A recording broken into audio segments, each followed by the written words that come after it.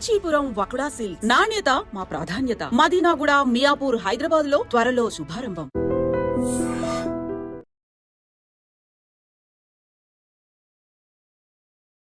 Diabetes రాకుండా ఏం. అందరికీ నమస్కారం అండి.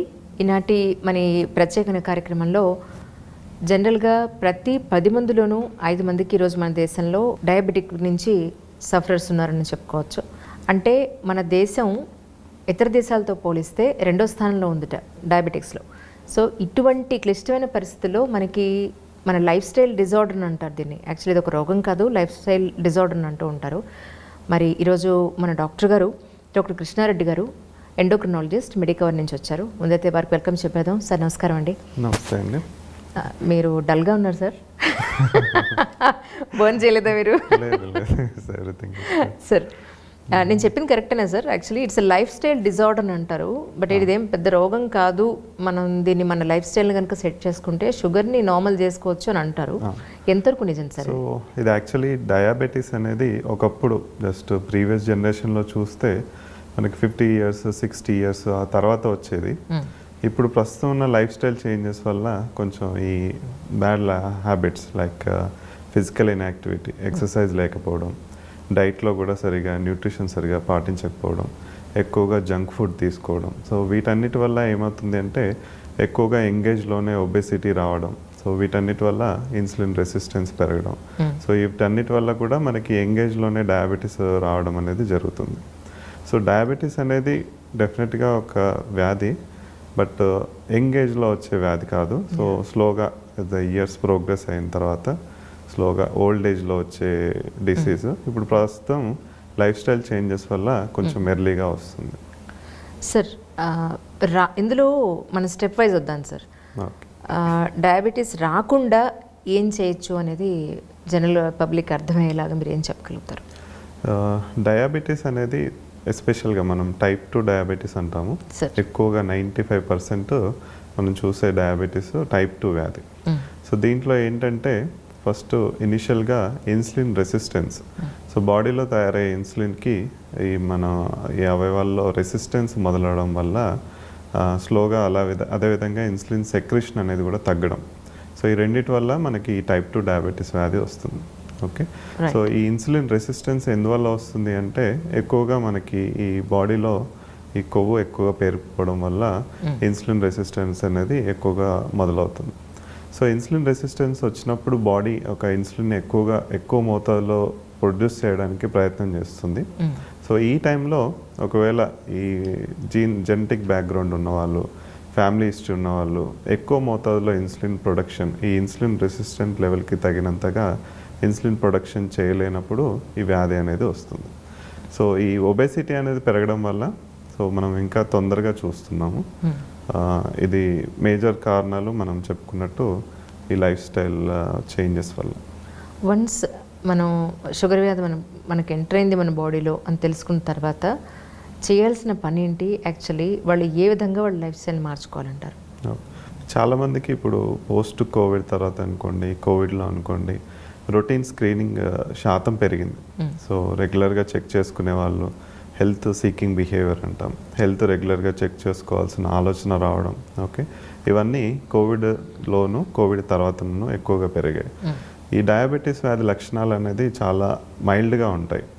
సో కొంచెం ఆకలి ఎక్కువగా వేయడం, ఎక్కువగా యూరిన్ రావడం, దాహం ఎక్కువ వేయడము, కొద్దిగా బరువు తగ్గిపోవడం, ఇవన్నీ లక్షణాలు కూడా చాలా లేట్ స్టేజెస్లోనే మనకి తెలుస్తుంటాయి.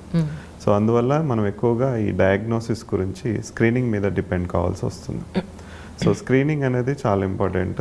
ఒకవేళ ఫ్యామిలీ హిస్టరీ ఉన్నట్టయితే, మీరు కనుక ఒబేసిటీ ఉన్నట్టయితే, సో వీళ్ళకి ఎంగేజ్లోనే స్క్రీనింగ్ చేయడం ద్వారా మనం వ్యాధి ఉందా లేదా అనేది తెలుసుకోవచ్చు. అంటే ఒకవేళ ఫ్యామిలీలో కనుక హెరిడిటీలో కనుక షుగర్ వ్యాధి అనేది ఉంటే, రైస్ తినకపోతే నాకు షుగర్ రాదు, లేదా ఎక్కువ స్వీట్స్ తింటే షుగర్ వచ్చేస్తుందేమో అనే 2 రకాలైనటువంటి భయాలను మనం చూస్తూ ఉంటాం.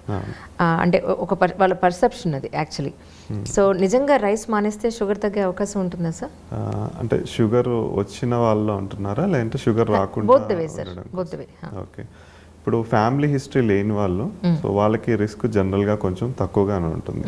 సో అలాంటి వాళ్ళు రైసు చక్కెర తీసుకున్నప్పటికీ వాళ్ళ ఇన్సులిన్ ప్రొడక్షన్ మోతాదు నార్మల్గా ఉండి అవి స్లోగా ఆ ఇన్సులిన్ అనేది బాడీకి సరిపోయేంతగా ప్రొడ్యూస్ అయ్యి వాళ్ళకి ఎంత షుగర్కి సంబంధించిన జబ్బు రాకపోవచ్చు. బట్ ఇది కంప్లీట్గా రాదు అని చెప్పలేము. చాలామందికి ఫ్యామిలీ హిస్టరీ లేకున్నా కానీ మనం ఇప్పట్లో షుగర్ వ్యాధి రావడం అనేది చూస్తున్నాం. సో ఇది దిస్ జీన్స్ ఓన్లీ కాకుండా మనకి లైఫ్ స్టైల్, ఎన్విరాన్మెంట్, అది ప్రతిదీ మనకి ఇన్ఫ్లుయెన్స్ చేస్తాయి. సో ఫర్ ఎగ్జాంపుల్ ఇప్పుడు చూసినట్టయితే ఒబేసిటీ అండ్ అదర్ ఫ్యాక్టర్స్ ఏవైతే బ్యాడ్ లైఫ్ స్టైల్స్ ఉన్నాయో, జెనెటిక్ బ్యాక్గ్రౌండ్ లేకపోయినా కానీ మనకి డయాబెటీస్ వచ్చే ఛాన్స్ ఉంటుంది. రైసు చక్కెర అనేది చక్కెర అనేది సింపుల్ కార్బోహైడ్రేట్ లాగా చూసుకోవచ్చు, రైస్ అనేది కాంప్లెక్స్ కార్బోహైడ్రేట్ లాగా చూసుకోవచ్చు. ఈ కార్బోహైడ్రేట్స్ అనేవి మన బాడీలోకి వెళ్ళిన తర్వాత సో బ్లడ్లో గ్లూకోజ్ లాగా మారుతాయి. ఈ గ్లూకోజ్ని మన శరీరంలోని కణాలకి పుష్ చేయడానికి మనకి ఇన్సులిన్ అనే హార్మోన్ అవసరం.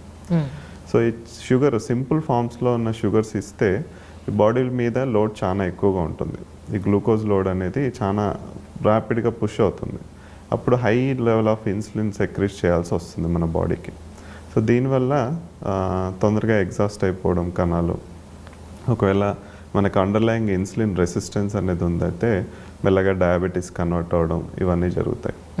రైస్ చూసుకున్నట్టయితే ప్రీవియస్గా కొంచెం దంపుడు బియ్యం అలాంటివి తినేవాళ్ళు. ఇప్పుడు రైస్ మోర్ పాలిష్ చేయడం వల్ల దాని గ్లైసిమిక్ ఇండెక్స్ అనేది చాలా వరకు పెరిగిపోయింది.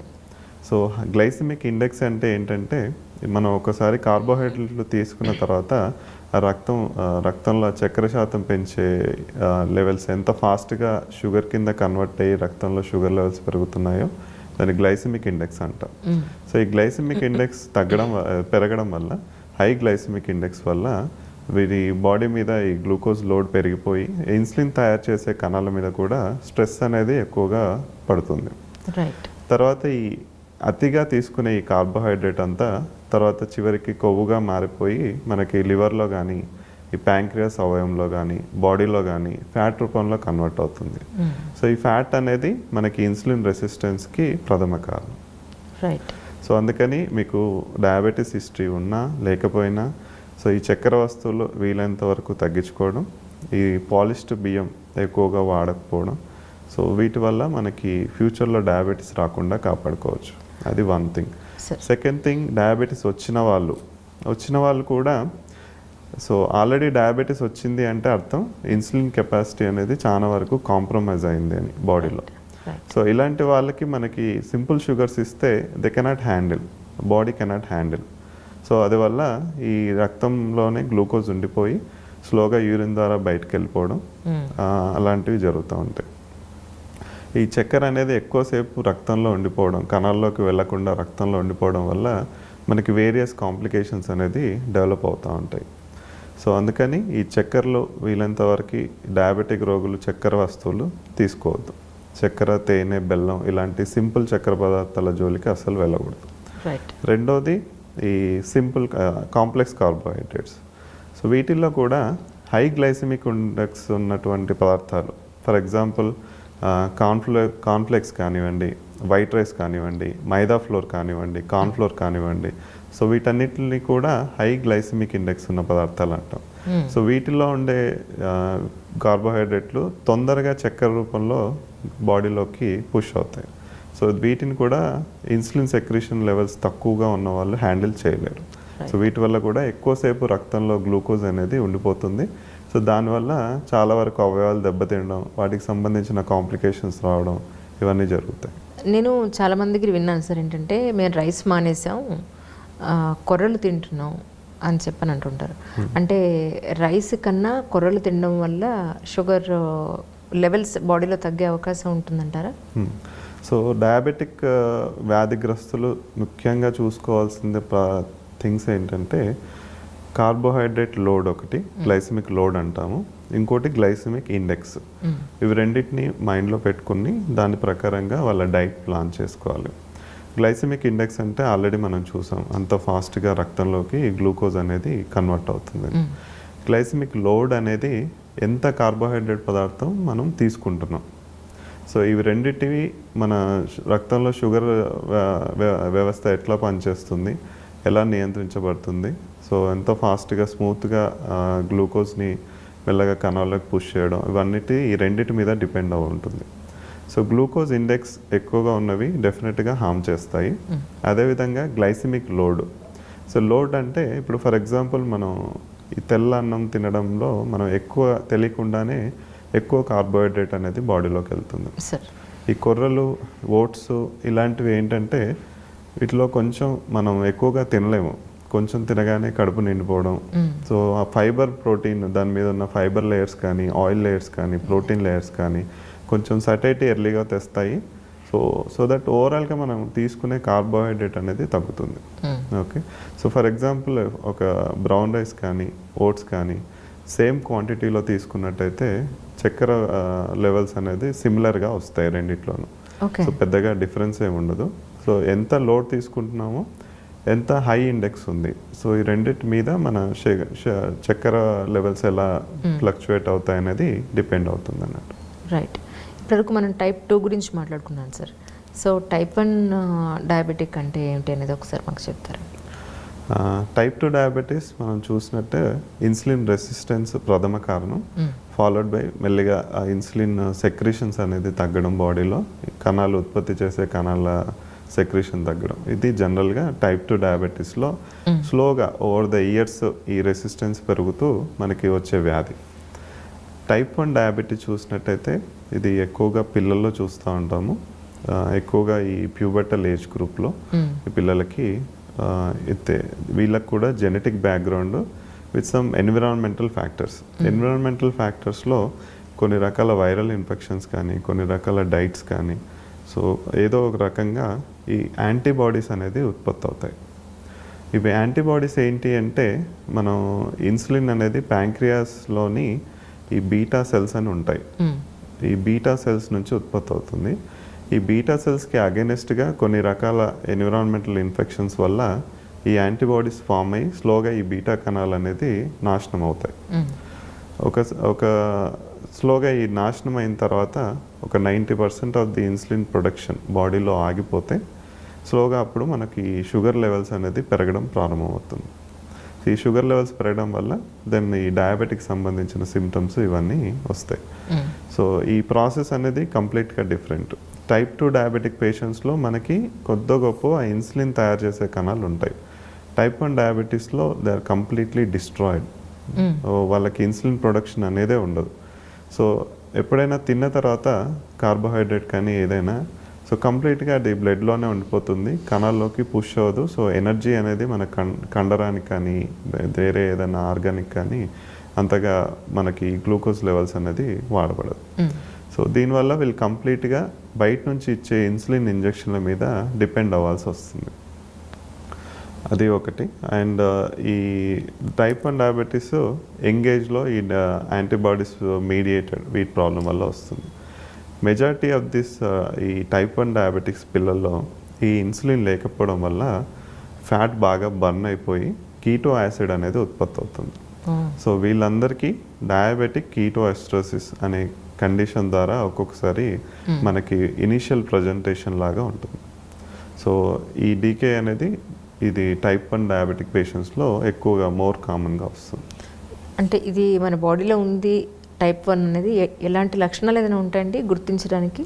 మనకి సిమ్టమ్స్ వైజ్ టైప్ 1 డయాబెటీస్ ఒక రెండు వారాల్లోనే చాలా సీరియస్ కండిషన్లోకి ఈ డయాబెటిక్ కీటోసిస్ అనే కండిషన్లోకి వెళ్ళిపోతుంది. చాలా ఫాస్ట్గా ర్యాపిడ్గా ఉంటాయి సిమ్టమ్స్.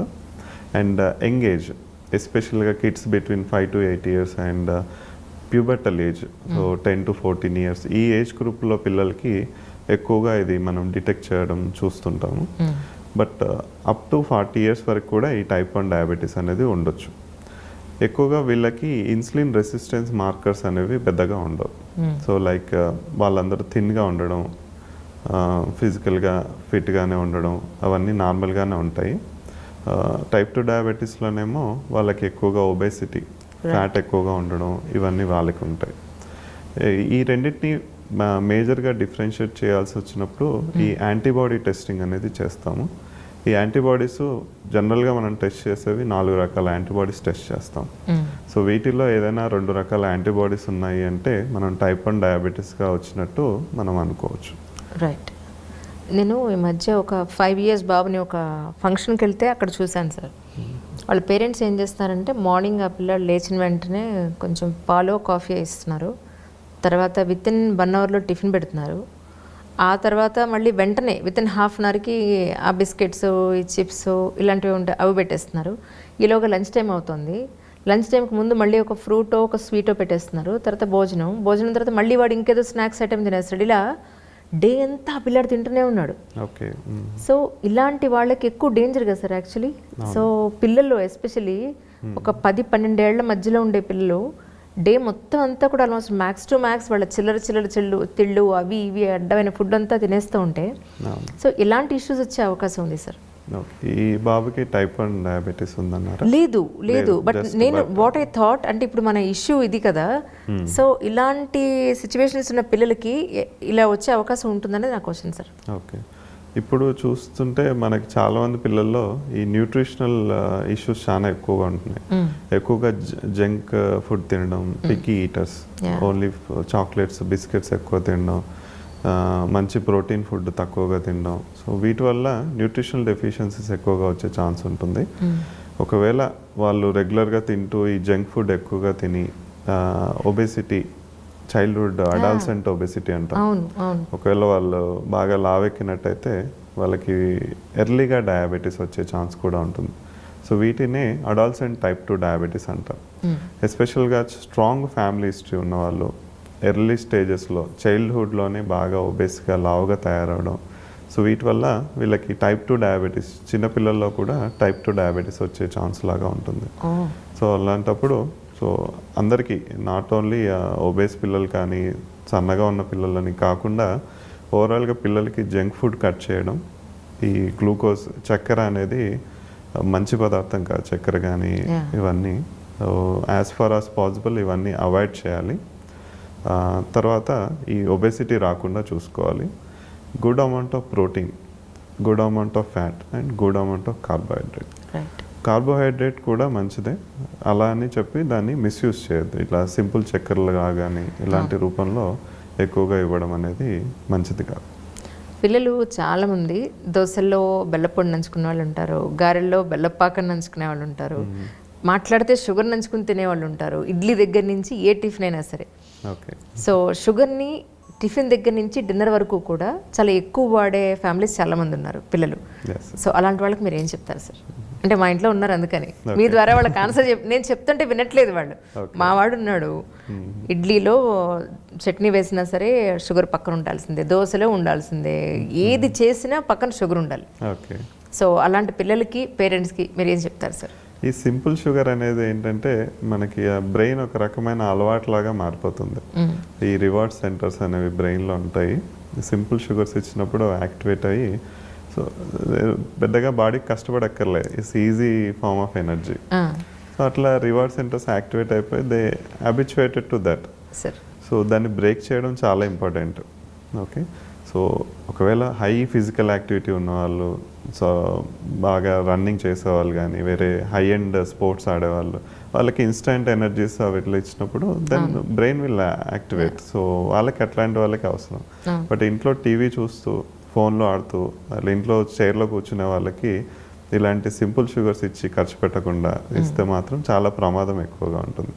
సో దీన్ని స్లోగా బ్రేక్ చేయాలి. ఒకవేళ ఈ షుగర్ క్రేవింగ్స్ ఇవి ఎక్కువగా ఉన్నట్టయితే ఇన్స్టెడ్ ఆఫ్ షుగర్స్ కొంచెం ఏదన్నా జామకాయను లేదంటే ఫ్రూట్స్, మైల్డ్గా ఏదన్నా ఎనీథింగ్ కొంచెం తీయగా ఉన్న ఫ్రూట్స్ ఇలాంటివి ఏమన్నా అలవాటు చేయొచ్చు. అండ్ ఎక్కువగా ప్రోటీన్ మీద ఎక్కువగా ఫోకస్ చేయాలి. మన ఇండియన్ డైట్స్లో ప్రోటీన్ అనేది చాలా తక్కువగా ఉంటుంది. దానివల్ల ఫిజికల్ బిల్డ్ కానీ and overall development is also అంత ప్రాపర్గా ఉండడం లేదు. సో దిస్ అన్నిటికి కారణం ఎక్కువగా వాళ్ళు సింపుల్ షుగర్స్కి అలవాటు పడడం, ఈజీ ఎనర్జీకి అలవాటు పడడం, ఎక్కువగా మన బాడీని ఖర్చు పెట్టలేకపోవడం. సో వీటన్నిటి వల్ల ఇబ్బందులు వస్తాయి. So as far as possible simple sugars అనేది ఇవ్వకూడదు. సార్ మీరు ఇప్పటివరకు ఫిజికల్ ఎక్సర్సైజ్ లేకపోతే సింపుల్ షుగర్స్ ఇవన్నీ హార్మ్ చేస్తాయన్నారు, బాగుంది. కానీ టాప్ మోస్ట్ స్పోర్ట్స్మెన్స్కి కూడా షుగర్ ఉండి నేను చూశాను సార్, చాలామంది క్రికెటర్స్కి. అంటే వాళ్ళంతా ఫిజికల్ ఎక్సర్సైజ్ చేస్తారు, అయినా కూడా షుగర్ రావడం అంటే మేబీ వాళ్ళ స్ట్రెస్ లెవెల్స్ వల్ల షుగర్ వచ్చేస్తుంది అంటారా మీ ఉద్దేశ ప్రకారం? స్ట్రెస్ లెవెల్స్ ఉండొచ్చు. అనదర్ థింగ్ ఈజ్ వాళ్ళ జెనెటిక్ బ్యాక్గ్రౌండ్, వాళ్ళ బాడీలో బీటా సెల్స్ అనేవి ఏవైతే ఉన్నాయో how much insulin secretion capacity they have, so అది కూడా డిటర్మైన్ చేస్తుంది.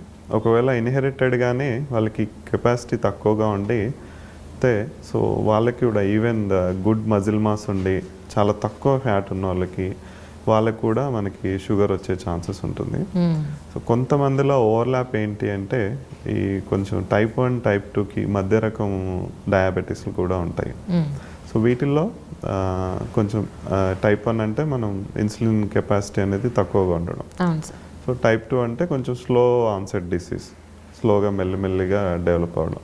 సో ఇలాంటి వాళ్ళలో మనకి మధ్యస్థంగా గుడ్ ఫిజికల్ యాక్టివిటీ ఉండి కూడా వాళ్ళకి షుగర్ వచ్చే ఛాన్సెస్ ఉంటుంది. ఇది చాలా చాలా రేర్. ఎక్కువ శాతం మనం చూసేదైతే ఈ physical inactivity and bad diets వల్ల వచ్చే డయాబెటీస్ ఎక్కువగా చూస్తాం. Right sir. అలాగే ఇన్ కేస్ ఫ్యామిలీలో కనుక హెరిడిటీలో ఈ షుగర్ వ్యాధి అనేది ఉంటే కనుక రాకుండా ఎలాంటి జాగ్రత్తలు తీసుకోవాలంటారు సార్? ఇది చాలా ఇంపార్టెంట్, ముఖ్యమైన ప్రశ్న. ఎక్కువ మంది ఈ ప్రాబ్లం దీని గురించి తెలియక సో చాలా రకాలుగా వేరే వేరే ప్రయత్నాలు చేయడం, ఇవన్నిటి వల్ల బ్యాడ్ ఎఫెక్ట్స్ వస్తుంటాయి. ఫర్ ఎగ్జాంపుల్ నేను కొంతమందిని చూస్తుంటాను, ఫ్యామిలీ హిస్టరీ ఉండి కొద్దిగా ఒబేసి ఉండి ఎవరో ఫ్రెండ్ చెప్పాడని ఏదో క్రాష్ డైట్స్ అట్లా చేయడం, మళ్ళీ రీబౌండ్ ఒబేసిటీ రావడం. సో ఇవన్నీ కామన్గా చూస్తాం. సో మనకి ఇప్పటివరకు తెలిసింది, ఇప్పటివరకు డిస్కషన్లో మనం చూసింది మేజర్గా ఫ్యామిలీ హిస్టరీ ఉన్న వాళ్ళు కొద్దిగా ఒబేస్ అయ్యి ఫిజికల్ యాక్టివిటీ తగ్గడం, బ్యాడ్ డైట్ వల్ల మనకి షుగర్ వచ్చే ఛాన్సెస్ ఎక్కువగా ఉన్నాయి. సో వీటిని ప్రివెంట్ చేయాలి అంటే it should be a long term goal. So crash diets క్రాష్గా అంటే కొద్దిగా ఒక 1-2 మంత్స్ ఫిజికల్ యాక్టివిటీ పెంచేసి 1-2 మంత్స్ ఏదో లిక్విడ్ డైట్ అది చేసేసి మళ్ళీ వదిలేసి, so that is not good. So lifestyle అనేది should have a long term goal and it should start from the childhood. చిన్నప్పటి నుంచే వీళ్ళకి సింపుల్ షుగర్స్ అవాయిడ్ చేయడం, ఫ్యాట్ ఎక్కువగా ఇవ్వకపోవడం, మంచి ప్రోటీన్ ఫైబర్ డైట్స్ అలవాటు చేయడం. సో ఇవన్నీ అలవాటు చేసుకుంటూ వాళ్ళకి ఒబేసిటీ లేకుండా చూసుకోవడం, ఇది చాలా ఇంపార్టెంట్. అండ్ ఫిజికల్ ఎడ్యుకేషన్ మీద కూడా ఎక్కువగా ఫోకస్ చేయాలి. ఒకప్పుడు మన స్కూల్స్లో ఉన్నంతగా ఫిజికల్ యాక్టివిటీ అయితే ఇప్పుడు ఉండట్లేదు. So at least parents should take some more extra initiative తీసుకొని ఏదో ఒక ఫిజికల్ యాక్టివిటీలో ఎంగేజ్ చేయడం పిల్లల్ని. సో చిన్నప్పటి నుంచే అదంతా మెయింటైన్ చేయడం, మజిల్ మాస్ మెయింటైన్ చేయడం, వీళ్ళనంత తక్కువగా ఫ్యాట్ మాస్ ఉంచుకోవడం. సో ఇది చాలా ఇంపార్టెంట్. లైఫ్ స్టైల్ అనేది it should start from the childhood and it should have a long term goal. There is no shortcut and no crash diets will help in prevention or remission of the diabetes. Right. Sir ఒక్కసారి diabetics వచ్చిన తర్వాత జనరల్గా ఏంటంటే ఎప్పుడో ఒకసారి చూపించుకుంటారు, doctor గారు ఒక 6 మంత్స్కో 1 ఇయర్కో మీరు ఈ టెస్టులు చేయించుకోండి, మీరు మళ్ళీ రిపీటెడ్గా ఇవి మీకు విజిట్ చేయాల్సి ఉంటుంది అని అంటే వీళ్ళకి ఏదైనా మేజర్గా మార్పు వస్తే తప్ప మళ్ళీ డాక్టర్ దగ్గరికి పోరు. సో ఎలాంటి టైంలో వీళ్ళు డాక్టర్ దగ్గరికి వెళ్ళాల్సిన అవసరం ఉంటుంది జనరల్గా షుగర్ ఒకసారి డయాబెటిక్ వచ్చిన తర్వాత? సో ఎలాంటి టెస్టులు వీళ్ళు రికరెంట్గా చేయించుకోవాల్సిన అవసరం ఉందంటే ఏం చెప్తారు? డయాబెటీస్ ఉన్న వాళ్ళు, ఎస్పెషల్గా ఈ టైప్ 2 డయాబెటీస్ ఉన్న వాళ్ళు రెగ్యులర్గా అట్లీస్ట్ 3 మంత్స్కి ఒకసారైనా చెక్ చేసుకోవాలి. ఇప్పుడు ప్రజెంట్ స్టాండర్డ్ ఆఫ్ కేర్ వచ్చేసి అట్లీస్ట్ వారానికి ఒకసారైనా ఇంట్లో ఉన్న మిషన్ ద్వారా టెస్ట్ చేసుకుంటూ ఉండాలి. అంటే మిషన్ ద్వారా చూసుకొని నార్మల్ ఉంది అని, అంటే నార్మల్గా మెయింటైన్ చేస్తుండొచ్చు చాలామంది, బట్ ఇలా రెగ్యులర్గా వారానికి ఒకసారి చేసుకోవడం వల్ల ఏంటంటే they will have some motivation. So ఎందుకంటే ఇప్పుడు 3 నెలల వరకు వాళ్ళు డాక్టర్ని చూడరు, 3 నెలల వరకు టెస్టులు చేసుకోరు. ఓకే, సో అలాంటప్పుడు ఏంటంటే ఇంట్లో ఈ షుగర్ మెషిన్ ద్వారా టెస్ట్ చేసుకుంటే ఒకసారి షుగర్స్ పెడితే ఆటోమేటికల్లీ యూ విల్ యాక్టివేట్. నువ్వు ఫిజికల్ యాక్టివిటీ పెంచడం, డైట్ ఏదైతే మారిందో అది మళ్ళీ చేసుకోవడం, అలర్ట్ అవుతాం, ఇమ్మీడియట్గా అలర్ట్ అయిపోయి దాన్ని కంట్రోల్లో చేసుకోవడానికి ట్రై చేస్తూ ఉంటాం. 3 మంత్స్కి ఒకసారి, 6 మంత్స్కి ఒకసారి, 1 ఇయర్కి ఒకసారి వచ్చే వాళ్ళలో ఈ ఫ్లక్చుయేషన్స్, షుగర్ ఫ్లక్చుయేషన్స్ అనేది చాలా కామన్గా చూస్తాం. డాక్టర్ దగ్గరికి వచ్చే ఒక 1 వీక్ 2 వీక్స్ ముందు స్ట్రిక్ట్గా డైట్ ఫాలో అయ్యి షుగర్ టెస్ట్ చేయించుకొని నార్మల్ రిపోర్ట్స్ తీసుకొని వస్తూ ఉంటారు. బట్ అది కరెక్ట్ కాదు. సో అందుకని మేము HbA1c అని 3 months యావరేజ్ టెస్ట్ కూడా అడుగుతాము.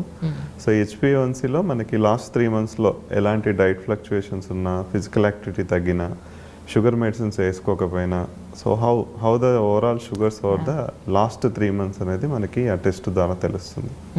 సో వీటితో పాటుగా సంవత్సరానికి ఒకసారి ఈ హై షుగర్ వల్ల ఏమైనా ఆర్గాన్స్ డ్యామేజ్ అవుతున్నాయా లేదా కూడా చూసుకోవాలి.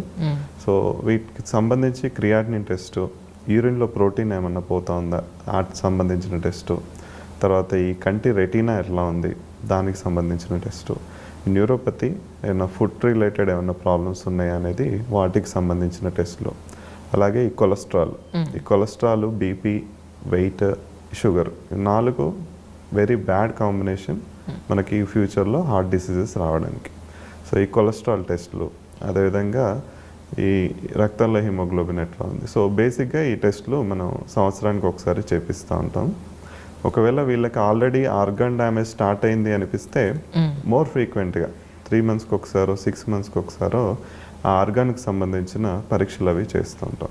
సో చేసి దానికి తగ్గట్టుగా మెడిసిన్స్ మార్చడం. సో ఇప్పుడు కొత్తగా మనకి ఆర్గాన్ ప్రొటెక్షన్కి సంబంధించి డయాబెటిక్ మెడిసిన్స్ కూడా వస్తున్నాయి. సో వాటికి షిఫ్ట్ చేయడం అలాంటివి చేస్తూ ఉంటాం.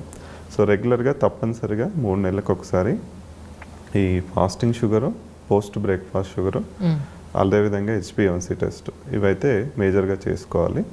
ఒకవేళ అవైలబిలిటీ ఉంటే GRBS మిషన్ టెస్టింగ్ ఇది కూడా వారానికి ఒకసారి చేసుకుంటా ఉంటే లాంగ్ టర్మ్ షుగర్స్ అనేది బాగుంటుంది. అంటే ఏ స్టేజ్ వరకు మనం పర్వాలేదు నార్మల్గా ఉంది షుగర్ మన బాడీలో అని అనుకోవచ్చు సార్? ఈ స్టేజ్ దాటిపోతే అంటే ఇన్ని పాయింట్స్ ఉంది, చాలా హైలో ఉందని చెప్తూ ఉంటారు కదా. సో దీనికి ఇంక పర్మనెంట్ సొల్యూషన్ ఏం లేదా సార్? యాక్చువల్లీ పర్మనెంట్ సొల్యూషన్ అంటే ఇన్సులిన్ రెసిస్టెన్స్ తగ్గించుకోవడం. ఇన్సులిన్ ప్రొడక్షన్ పెంచే పద్ధతులు అయితే ప్రస్తుతానికి లేవు. కొన్ని రకాల ట్రీట్మెంట్ వల్ల లేటెస్ట్గా వచ్చిన ఈ GLP-1 హార్మోన్ థెరపీస్ ఇట్లాంటి వాటి వల్ల కొద్దిగా ఇన్సులిన్ కణాలు సంఖ్య పెరిగే ఛాన్స్ అయితే ఉంటుంది. ఈ కొలెస్ట్రాల్ తగ్గించుకోవడం, షుగర్ కంట్రోల్, ఈ షుగరు కొలెస్ట్రాల్ ఇవి 2 కూడా ఇన్సులిన్ కణాలని డ్యామేజ్ చేస్తాయి. సో హై షుగర్ వల్ల ఫర్దర్గా ఇంకా డయాబెటీస్ అనేది ఇంకా ఎక్కువ అవుతుంది. హై కొలెస్ట్రాల్ వల్ల ఫ్యాట్ ఎక్కువ ఉండడం వల్ల ఈ ప్యాంక్రియాస్లో ఫ్యాట్ ఎక్కువగా చేయడం, లివర్లో ఫ్యాట్ ఎక్కువ చేయడం వల్ల కూడా మనకి ఈ డ్యామేజ్ అనేది ర్యాపిడ్గా అవుతుంది.